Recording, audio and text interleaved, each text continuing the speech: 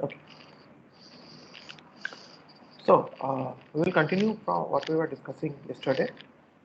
So we are discussing memory management, and we understand that when we write programs, or anyone, like even a software, they have certain requirements or expectations from memory, which are, say, the memory will start at 0, or I can assume that the memory starts from 0, and the whole memory is contiguous, and I can dynamically increase memory as whenever I want. So we discussed the simple scheme of contiguous memory allocation, and then we understood that yes, it is simple. So and it, I mean, if, I mean, on, I mean, from the outside it is contiguous, therefore it satisfies all the requirements of the programmers. However, one requirement is very difficult to satisfy, which is dynamic increase of memory. And besides, there are other drawbacks like fragmentation. So it may be that uh, there is enough empty space, but that empty space is distributed in the memory. Therefore, even if a new process wants to come and there is enough space in the memory, that new process may not be accommodated because the free space is distributed all along the memory. So that is why we are moving away from contiguous memory allocation. Modern systems have moved away from contiguous memory allocation. And we are discussing two schemes of non-contiguous memory allocation. First one we discussed is segmentation. That that means each segment of a process is stored non-contiguously. However, I mean that somehow that mechanism did not become so popular as the next mechanism, paging. That is what we are discussing now. So in paging, what we have discussed is as follows. The memory is divided into fixed size blocks, which are called pages. Let's say a page size can be 4 KB. Just an example figure. It can be less or larger. So the memory is divided into blocks called pages. Also, the physical memory that is divided into frames, and the size of a page is equal to the size of a frame. So essentially, every frame will store a page. Now, as shown in this picture, the program's view C is a sequence of pages in contiguous. So page 0, page 1, page 2, page 3. However, in physical memory, the pages can be stored non-contiguously, as you see in this picture. And how to know that? So suppose when the program generates an address, typically the address would be like,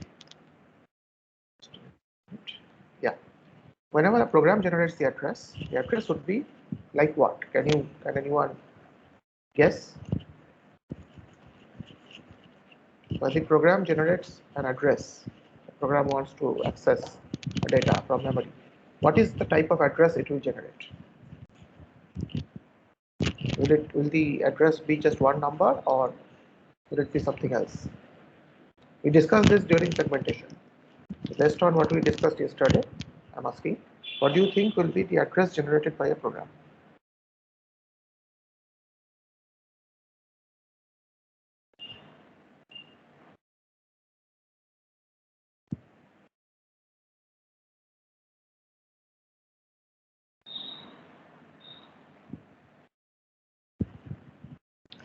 Sure, logical address, Deep, but what will be the components of that logical address? Will it be just a number, just one number, or going by what we discussed yesterday about segmentation, would you expect it something to? Yes, exactly. So what Simant and Deep and Srijan answered, right? The logical address generated by the program will have two components, page number and an offset. Maybe page 2 and 45. That means page 2, and within that, the 45th element wants to be, the program wants to access. But then this page 2 is stored where? Page 2 is stored in frame 3 in the physical memory.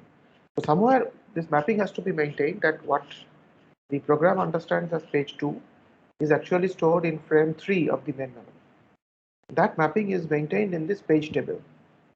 So this page table, for each process there is a page table, and uh, what it stores is which page number is stored in which frame of the memory. Okay.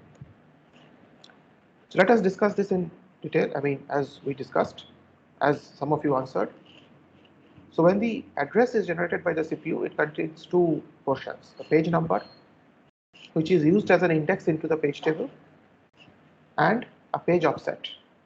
So essentially, the page table contains the base address of each page in physical memory. That means the base address of the frame in which the page is stored. Going back to the previous slide, the page table for entry 0 means page 0 is stored in which frame, the physical address of that frame. That is what is stored in the page table. And some other things are stored, we will come to that. But the main purpose of page table is this: which frame stores the page.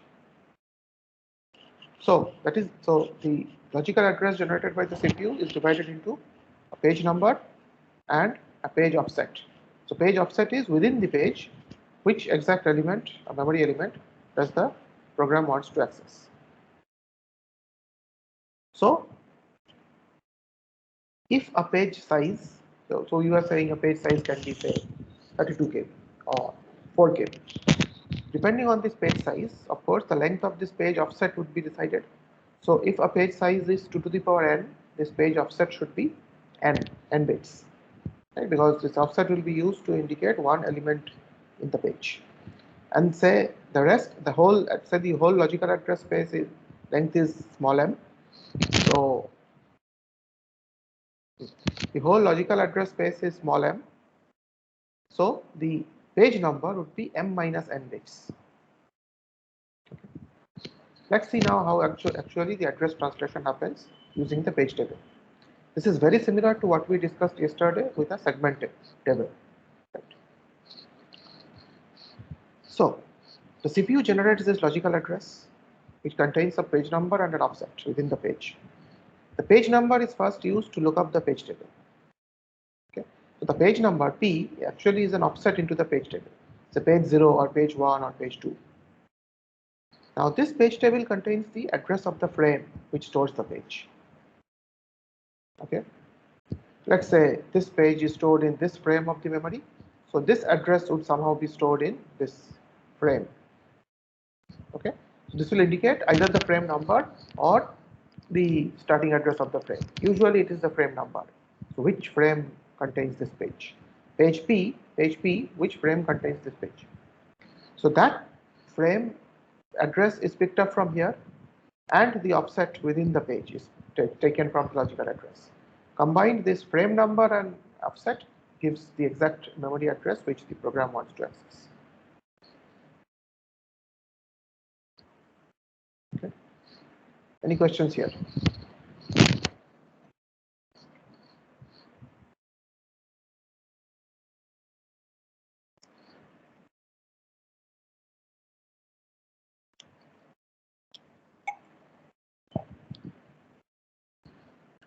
Okay, so this is how the page table is used for translating a logical address to a physical address.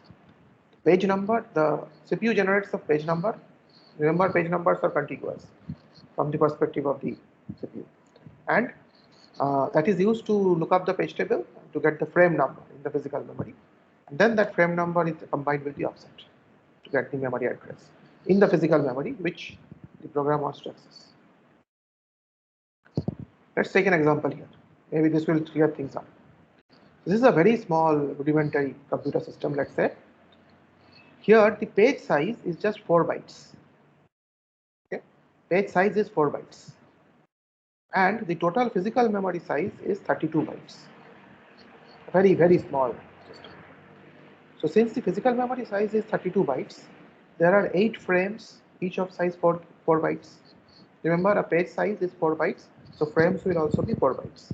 Frame and page size are equal. So the whole memory is 32 bytes.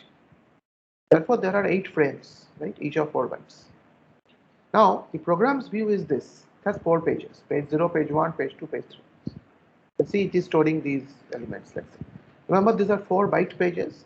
So it is shown here in this picture that each page stores 4 characters, 4 bytes. Now, these are not located contiguously in the physical memory, right? And the page table is storing which page is stored in which frame. So page 0 here, that means this ABCD, the page storing ABCD, page 0, that is stored in frame 5. What is the address of frame 5? 5 into 4. So this frame starting at 20. This is the storing the page 0. So frame 5 is storing page 0. Similarly, frame 6 is storing page 1, and so on. Okay. So now you see, let's say the page number is 1 and the offset is 2. That means what? Page number is 1 and offset is 2. Which specific byte does the program wants to access? Tell me. Page 1 and offset 2.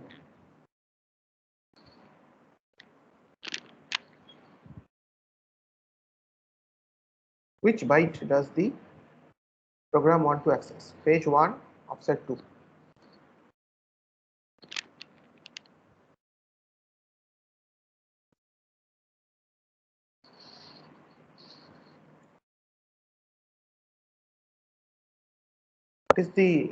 What value is there in this byte which program wants to access? Page 1, offset 2.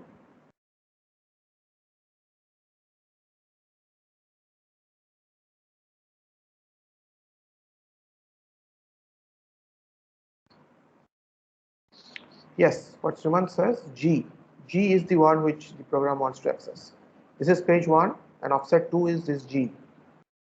Okay. So how will this be translated? First, page 1.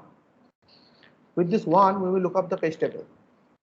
So page number is an offset into the page table. So this 1, the 1th element of the page table, gives us the frame number 6. Okay. So what is the starting address of that frame? 6 into 4. 6 into 4 is 24. And then the offset is 2. So 24 plus 2 is 26. So see, we get this G. Okay. So the logical address is page number 1, offset 2. And the physical address is 26. This mapping is done using the page table. Is this clear or any questions?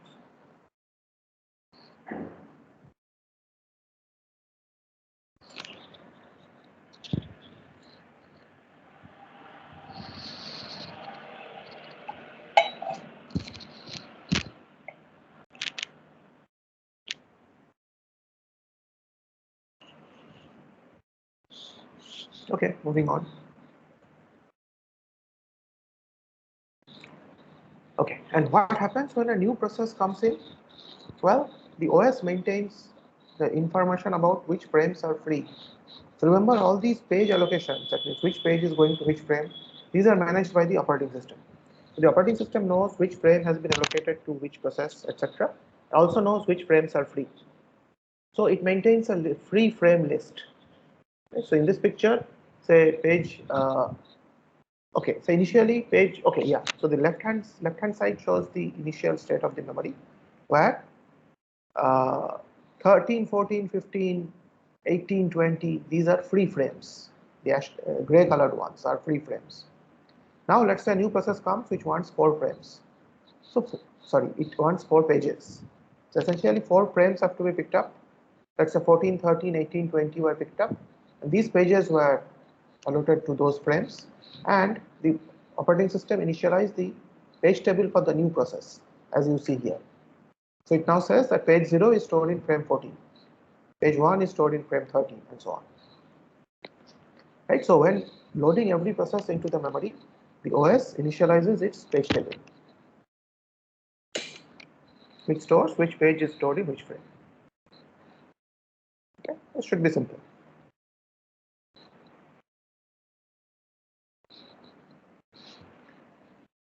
Okay, now one question: how to decide the page or frame size?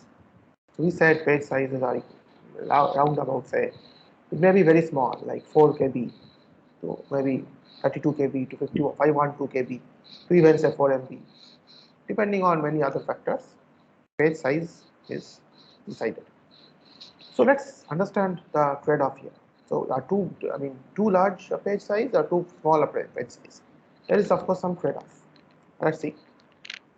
Remember we discussed internal fragmentation. That is, a process may not use the whole page.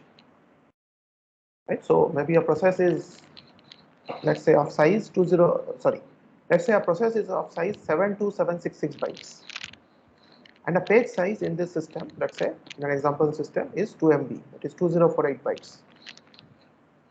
Now, since the process size is 72766, that means it will occupy 35 pages and a 36th page where it will only store 1086 bytes.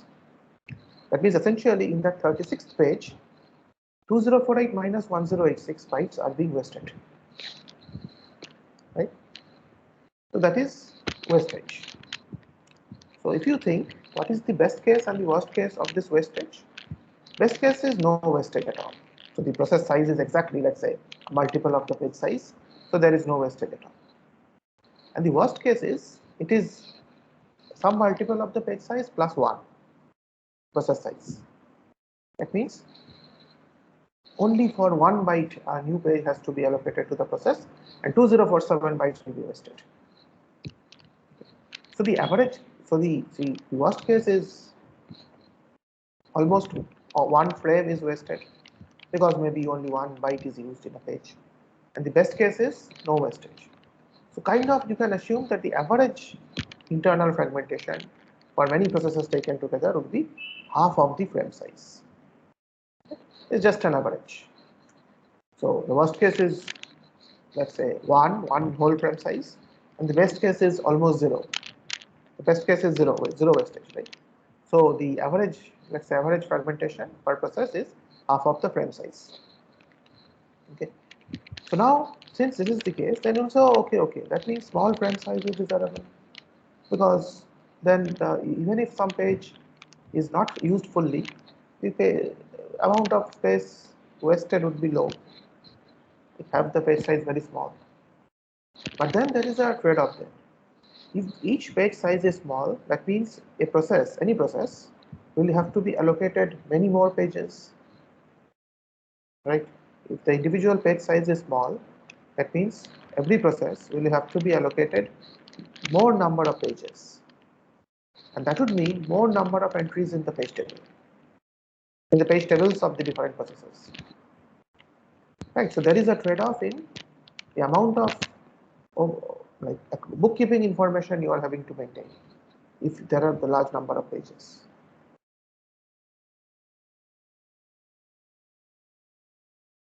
Okay. So now, what is the optimum page size or frame size? Let's do some calculation. Assume that the average process size is s bytes, and page table entry size is k bytes, and page size is p bytes. Okay, let's assume this. The average process size is s.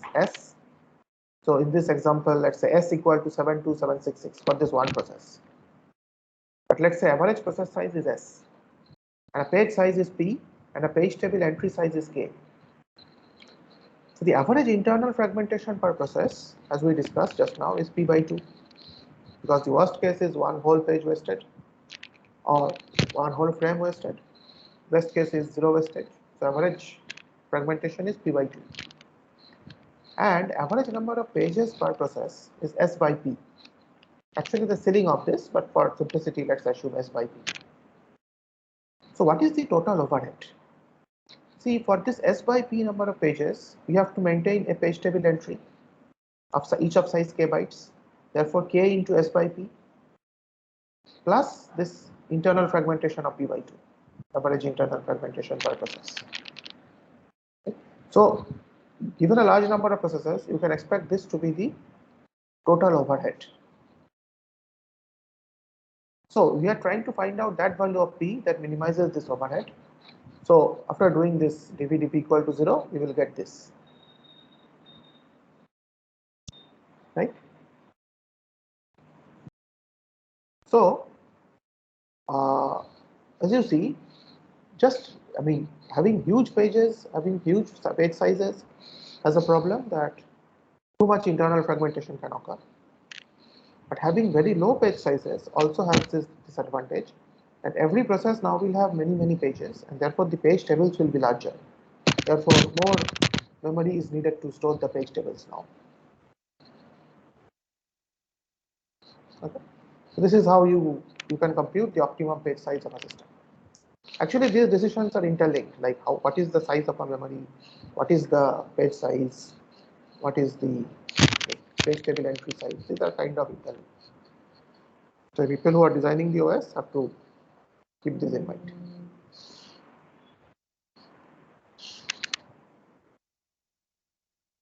Okay, so I hope the basic scheme of paging is clear, how pages are used to translate the addresses from a logical address to a physical address. Let us understand some other issues about paging. So, since the memory is being shared by many processes, some pages are there in each process, there has to be some protection bits, right? So, there are some protection bits associated with each page, and these bits are usually kept in the page table. For example, there can be some bits which indicate whether a particular page is only read-only or read-write. So can you give an example? What page can be read-only for a process?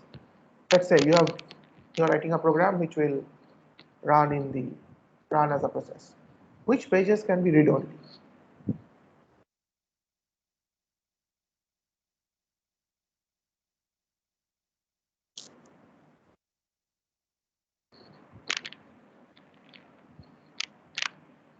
Exactly what Simon said. I think the codes, the pages which store your code, you should not have to write in those pages. Okay. So it might well be that the pages which store your code, okay, the pages which store your code, they may be read-only. And yes, there can be other read-only data. So those pages can be indicated as read-only. So there are such protection bits usually associated with each page in the page table. Also, there is a valid invalid bit associated with each entry in the page table. Valid indicates that the associated page is in the processor's logical address space and is thus a valid page. Invalid indicates that the page is not in the processor's logical address space. Let's see this picture. So you see here, the process has 6 pages, 0, 1, 2, 3, 4, 5. The page table has 8 entries. The first 6 entries are valid. You see this valid invalid bit. The first 6 entries are valid, and these are actually stored in some frames of the physical memory. The last 2 entries of the page table have this bit set to I. That means they are invalid. Okay. So question here, why is it necessary to have these 2 extra entries? Why not just have those 6 entries?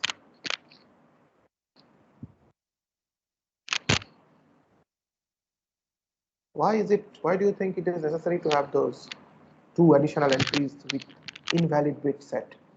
Like, why even have those extra entries?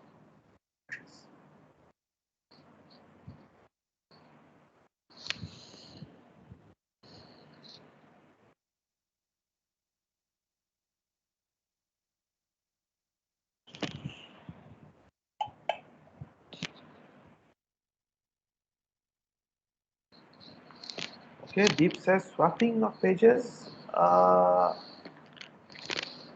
Okay, I'm not saying it is completely wrong, but that did not come to my mind. Maybe, but maybe that's not the very obvious reason. Yes, Vinith is saying some part of logical memory may not be yet allocated. Exactly. Okay, and Ravi also has the answer. Yeah, so I was thinking of these 2 cases which Ravi and Vinith pointed out. So it may be that the logical memory has not been allocated yet, but those entries are there, using which the process will ask for more space later if needed. Right. So suppose we discussed that this is a common requirement for programmers, that we should be able to increase the page memory size. So suppose this process is currently working with 6 pages.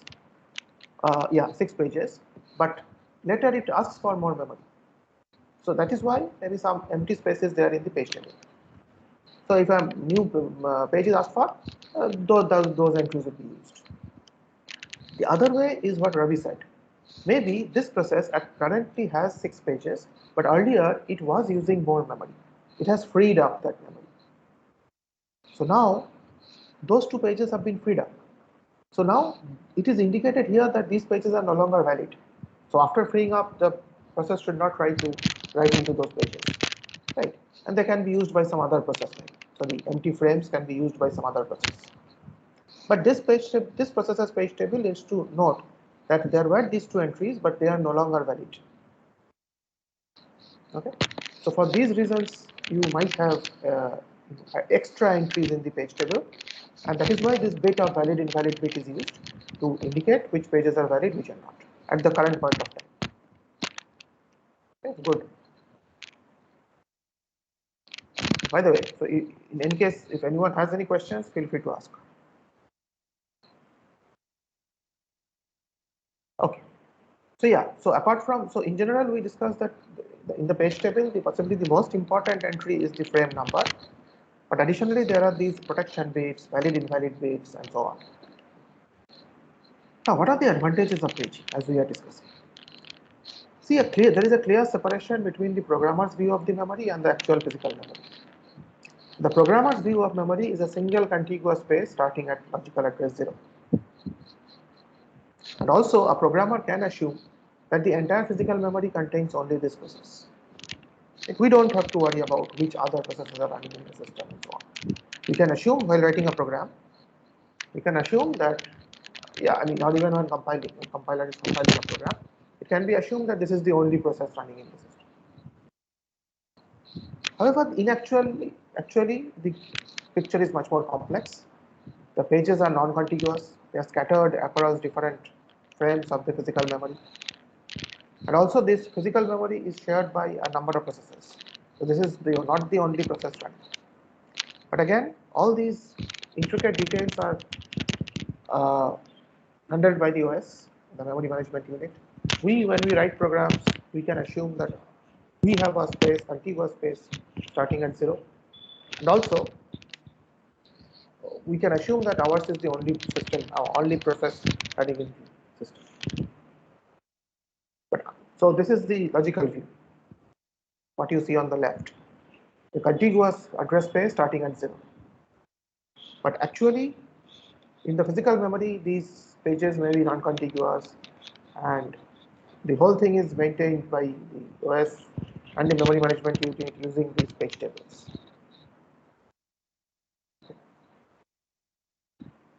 Also, another advantage of paging is that external fragmentation is completely avoided, right? So this cannot happen, that there is space in the memory, but a new process cannot be fit in.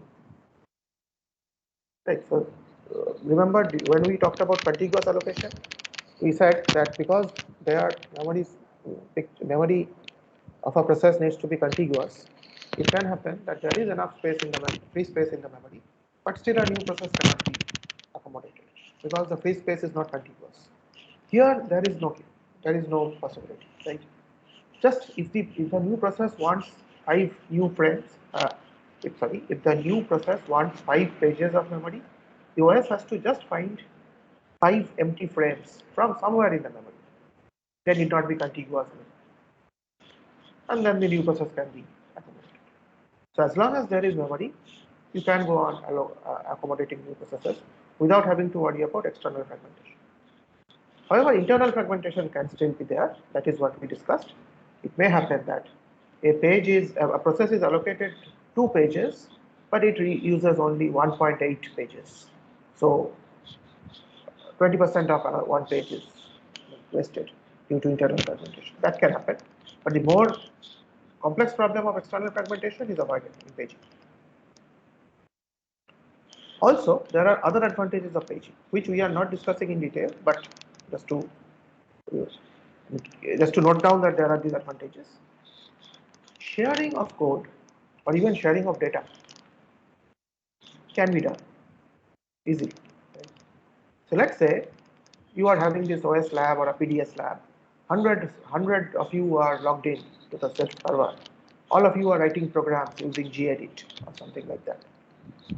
Now, does really 100 copies of the gedit code need to be stored? No, because gedit code is the same.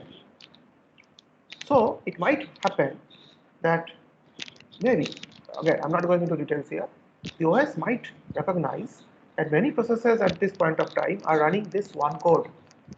So maybe it decides to share that code among all these processes. I'm not saying this always happens, but this can happen. Right? So read-only code can be shared among multiple processes. Similarly, even data pages can be shared. Right? So it may happen that some pages are private to a process, but some other pages are shared. Like we have discussed inter-process communication. So it may be that some page is shared between two processes, or the shared memory is stored in the page. Right? So we have discussed shared memory and all. So it might well happen that a particular page is designated to contain the shared memory, and that is actually shared between different processes. Okay. So yesterday, when there was a question, for simplicity, I said that the page tables of two processes will not have the same frame number. But now, if you think carefully, it can. Right? So if a particular page is to be shared between two processes, then the page tables of both those processes will have that frame number. Also, another important advantage is that paging allows easy dynamic increase of memory. If a process wants more memory, again, the OS just has to find a free frame and allocate that to this process, and then update the page table, saying that another page has been allocated to this process. Okay.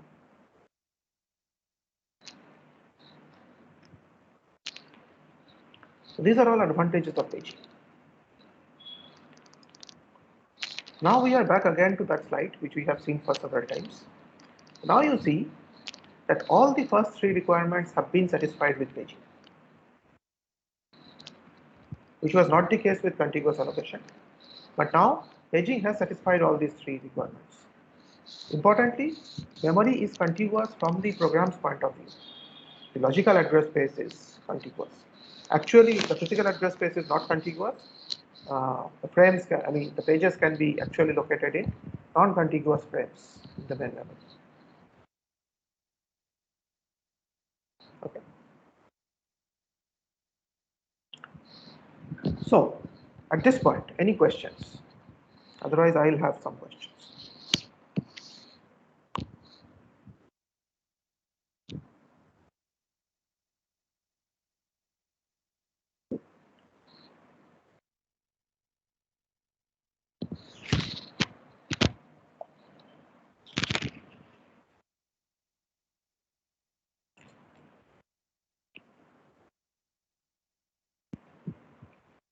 Okay, then let me ask. So, paging seems great, like all requirements are being met, relatively easy to understand. I hope most of you are finding up to this not very difficult to understand. But can you think of any disadvantage with paging? A major disadvantage, as in not just like 1 or 2 bits here and there, but in terms of efficiency. Can you think of any big disadvantage of paging? Okay, Deep says translation is complex. Okay, Deep, maybe unmute yourself and say why. Sir, because like they may arbitrarily map to different areas of the memory, and then we need to calculate the offset. Yeah, so basically Physical. you have to look up the page table. And the page table may be large, so it may not even fit in a cache line. Okay, wait. Keep yourself unmuted because you have raised a good point. See, looking up a table is not complex. Like I think even in first year you have been doing it. So people who design the OS, looking up a table is not complex. But you mentioned something about the size of the page table. So can you elaborate? What do you think? So say we have 4 kilobyte page like physical frame size. So and I have say 4 gigabytes of memory. That means I have 1 million entries in the page table. Each entry is Okay, How many something. bytes? So what is the 10 what by is 10 the bits. yes, So it's fairly, so that's like fairly large amount of memory, right, right. and eventually it won't fit in the cache. Caches are like 6 MB, maybe 10 MB at most these days. Okay, very good. Yes, that is the thing which Deep mentioned, and that is the thing which we are going towards. Have any of you thought, apart from Deep, where will the page table be stored? Page table is excellent, and trust me, looking up a page table is not complex. It's simple. But where will the page table be stored? Every process has a page table. Where will it be stored? Let's see. Right. So that is what we are going to discuss now. So paging theoretically is great, but then let's think practically. What will be the structure of the page table, and where will it be stored? This discussion is necessary to make paging efficient. So paging is a good skill, we like it, but after all it has to be efficient. Right? So let's see. So yeah, the page table is needed for every memory access by a process. Right? And we know from common sense as well as in any kind of system design, a step which has to be done many times better be fast. That is a very, like, a holy grail of system building. If one of the holy grails. So if a particular task or if a particular step has to be done many times, it better be fast.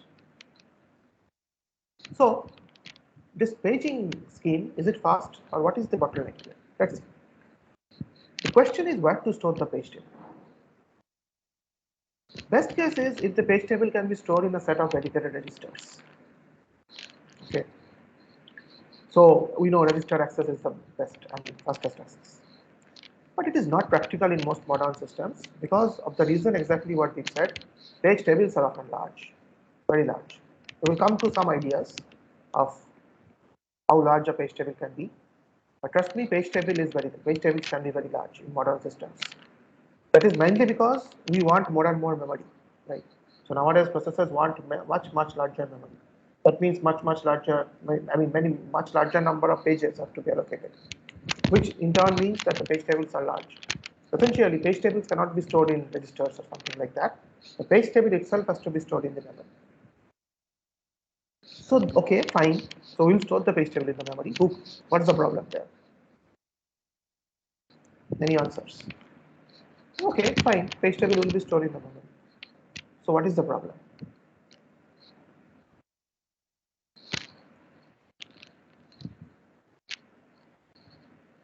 Okay, Simon says access will be slow. Why, Simon? Unmute and say.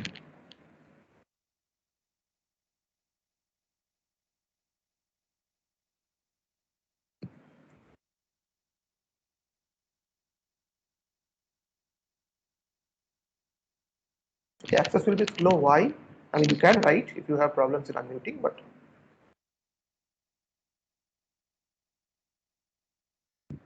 or anyone else also.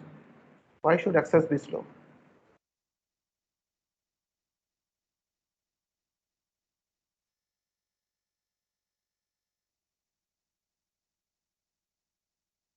Okay, let's go ahead. Maybe. Oh no. So Deep. Okay, see. Okay. Let's just one thing. In this whole lecture, I have not at all talked about cache. Why? Because cache is actually transparent to the processor. The processor knows only about memory. Cache is sure the cache is there, but like we are not talking about. I mean, when a process generates an address, it's a memory address. The address won't be different based on whether the information is in the cache or not. Okay, so let's not talk about cache miss here. Even if there is, like, everything is working perfectly, right? Uh, Having the page tables in the memory is slow. Why? The next slide gives the answer. So now you see, for accessing every data element or instruction in memory, we will have to have two memory accesses. One to the page table, another to the actual data. and that is what makes it slow. Memory access itself is relatively slow. Plus, now for every memory access, we will actually have to do two memory accesses, one for the page table entry and one for the actual data instruction. This is too expensive. Okay, so paging works great in theory, but the moment the page tables become so large that they have to be stored in memory, this cost comes in. So essentially, there will be a page table based register. So page table will be in memory. There will be a page table based register which contains the starting address of the page table in the memory. When a logical address comes, the page number will have to be first added to the PTBR, the page table based register, in order to get that memory address which stores the page table. So PTBR is the starting of the page table memory. I mean, when the page table is stored in memory, PTBR is the starting point of that. This page number will have to be multiplied with page table entry size and added to this PTBR value to first access the page table in memory. From there, you will get the frame number, and then using the frame number and the offset, you will actually access the actual data or instruction. Essentially, for accessing each data or instruction, two memory accesses are being made. This is, I mean, infeasible. So what can be done? First idea, like caching. So you have learned about cache in COA course, I think. Very same logic here. Can we have a hardware cache which will store not the whole page table, that is impossible, we discussed, but the most frequently used entries of the page table. And that is actually used, this cache, which is specifically used for the paging or the memory access. This is called translation look-aside buffer, TLB. TLB is typically small, so between 32 and 1024 entries, and contains a few of the most frequently or recently accessed page table entries. So, when a logical address is generated by the CPU, first the page number is searched in TLB. If the frame number is found from TLB itself, great. Yeah. This is called a TLB hit, just like a cache hit. It's a TLB hit. So its frame number can be immediately found. So only one memory access suffices. Right? However, if there is a TLB miss, then there is no way out. You have to do two memory accesses. One for accessing the page table entry, and next for accessing the actual data. And of course, like what we do in caching, suppose the TLB is maintaining the most the most recently accessed pages, then this entry, which led to a TLB miss, will now be filled in the TLB. This is the standard temporal locality, that temporal locality principle, that if this page has been accessed, it will soon be accessed again. Therefore, let us fill up this entry in the TLB. Okay. So just like you have cache for accessing the memory, fast access to a part of the memory, right? Some pages. Similarly, you have TLB to enable fast access to some parts of the page table. Right. And TLB is an associative memory. Again, I don't think I need to explain this because you have gone through caching. So it's associative memory, allows parallel search. So if the address translation now will change a bit. Now we will check first if the page number is in the. So earlier we were telling just take the page number and access the page table. But now the problem is page table is in memory itself. We don't want to do an additional memory access. Therefore, first take the page number and check with TLB. If you can get the frame from TLB itself, great. Otherwise, access the page table in the memory and find out the frame number. So this is now the picture of how the paging hardware will look like with TLB. Remember, overall algorithm does not change. We look up the page table. From there, we find the frame number, and that frame number we add with the offset, page offset, and then we access the data. However, now the page table itself is in the memory. So just to see, the book gives this kind of pictures where page table is shown as a different entity. But understand now this page table is also in part of physical memory. Right, so this page table would have been better if the picture would have shown it here in the page memory, physical memory itself. So now what is done? See, the logical address is still the same, a page number and an offset. Nothing changes here. First, the page number is looked up in the TLB. And if the TLB directly gives the frame number, great, it's a TLB hit. So you get the frame number and then you use frame number and offset to access the memory. But if there is a TLB miss, then you will have to look up the page table itself to get the frame number of the data. And this page table is itself in physical memory. Okay. So now let us do a bit of calculation just like you have done, I'm sure, in the COA course. So let's say the looking up TLB takes a small amount of time, epsilon. This can be actually less than 10% of the memory access time. And so the hit ratio of the TLB is alpha. So what is the effective access time of a data element? 1 plus epsilon into alpha. What does this mean?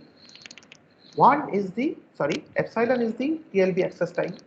Let's say there is a TLB hit with probability alpha. And then you need 1 memory access. So 1 plus epsilon into alpha. Versus with 1 minus alpha probability, there is a TLB miss. That means you have to access the TLB, which takes epsilon time, plus you will have 2 memory accesses. One to the page table, another time to the data. Right? So with alpha probability alpha, you have 1 memory access is enough because there is a TLB hit. But with probability 1 minus alpha, 2 memory accesses are needed. 1 to the page table, 1 to the data. So the effective access time is this, 2 plus epsilon minus alpha. So now if alpha is 80%, then effective access time is 120 ns, which is actually more than 100 ns, which is memory access time. Let's say memory access time is 100 nanoseconds. If alpha is 80%, then effective access time is 120 nanoseconds, which is worse than 100, but much better than 200, right? Because if we did not use a TLB, every memory access would require 2 memory accesses, 1 to the page table, 1 to the data. Therefore, it would require 200 ns. So at least we have been able to reduce that to 120 ns. Besides, in modern times, TLB cache, these are quite efficient. So alpha equal to 80% is a very pessimistic number. More realistic hit ratio would be 99%. So then if you see, the effective access time would be 101 ns, which is almost equal to 1 memory access time, which is 100 ns. Okay.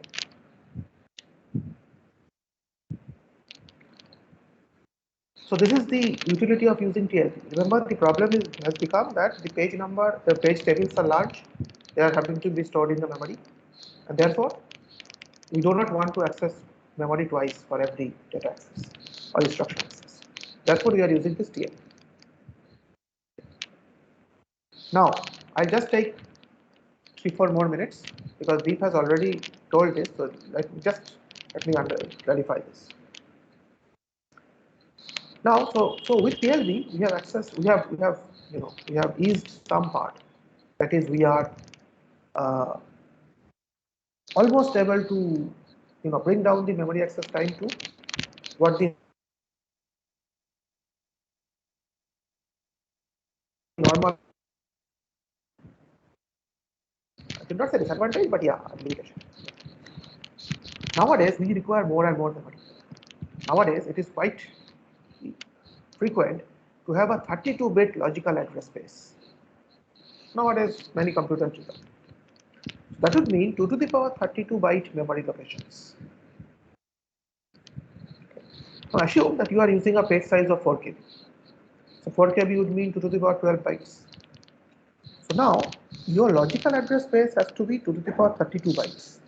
That means a process can ask for 2 to the power 32 bytes of data. Page size is 4 KB. That means you will have to allocate 2 to the power 20 pages to this process. Okay. 2 to the power 32 is the logical address space, and each page size is 2 to the power 12. That means 2 to the power 20 pages can have to be allocated to this process, which would mean page table would have close to 1 million entries, 2 to the power 20. Now, let's say each page table entry is 4 bytes only. That would mean 4 MB of space. Now, is 4 MB large? No, not much. But the problem is, in this system, with the example system which we are talking about, 4 MB actually means 10 pages. Sorry, 4 MB actually means 1024 pages, because each page is 4 KB only. Okay. So now the page table, it seems, will occupy 1024 pages.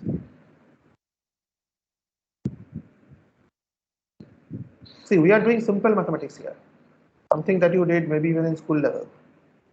But understand that the main problem is this: nowadays processors, or we as programmers, we expect or require huge amounts of memory. So it's common for nowadays to ask for to have logical address spaces of 2 to the power 32 size. Now, if the page size is 4 KB, there would be a million entries in the page table. The page table size would be 4 MB, which is 1024 pages. The problem is, can we allocate 1024 pages contiguously in the main memory for the page table of every process?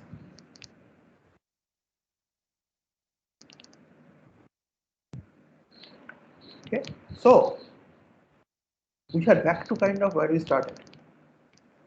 We moved to paging because we wanted to avoid allocating large blocks of contiguous memory. But now we are back to the same problem. As logical address spaces have hugely increased, page tables now need to be huge. Therefore, page tables now have to be allocated huge amounts of contiguous pages in the memory. Remember, page tables are also being used in the memory. And do not think that memory is of two types. One would be for the data, one would be for the page tables. No, memory is just what it is. So it is divided into frames. And you can store data in units of pages. So now, by this simple calculation, we are seeing that page tables will occupy 1024 pages. And we clearly do not want to allocate 1024 contiguous pages for the page table of every process. So we are back to the same problem. Okay. So what do we do? That is what we will discuss in the next class. But I hope that the problem is clear. Theoretically, paging works great. But first problem came that page tables are so large that page tables have to be stored in memory. So there were two kinds of problems. One kind of problem is you require two memory accesses now. That we kind of solved using TLB. But this another big problem remains, that now the page tables are so large that they require multiple pages to fit in. And we do not want to allocate so many pages contiguously in the main memory for every process to store the page tables. Okay. Fine. So I'll stop the class here today, but just because we are discussing any ideas, feel free to leave if you want, but just a couple of minutes more. Any ideas what can be done?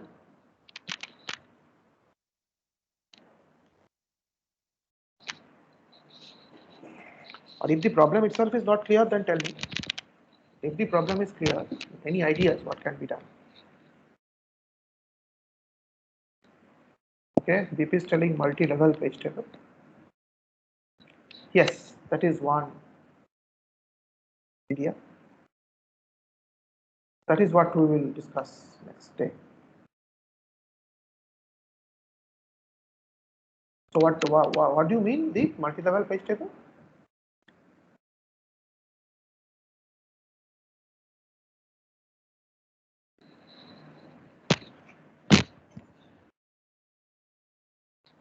Yes, unmute and say.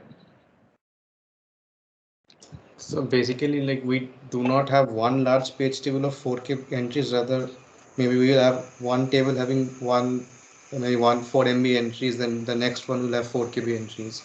Yes. So, right. So that is the idea. We will divide the page table itself into pages. Sure, yeah, that is what we will discuss next. But I hope the problem is clear. So theoretically paging works great, but there are these practical problems because page tables nowadays have become very large. Fine, I'll stop here today. If anyone has any questions, please ask. Otherwise,